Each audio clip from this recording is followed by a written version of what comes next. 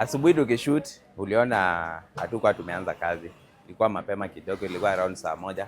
By saa hizi unaona tuko full house, kazi ishaanza. So wale walikuwa wame place order, msipanic ati muone ni kama leo hatukuwa tumeanza kazi.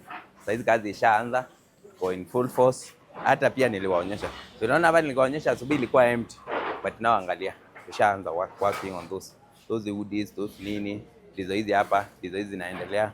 Ukiangalia hivi kila kitu tia naendelea na kung'ang'ana on all the sides huku, this other side naendelea kung'ang'ana to make sure your orders are getting ready. Pia hapa bado taendelea na branding. It's an ending job yenye tu unamalizana na hii, zingine zinakuja unaanza. So that's how we are faring on being on a Thursday. Thank you.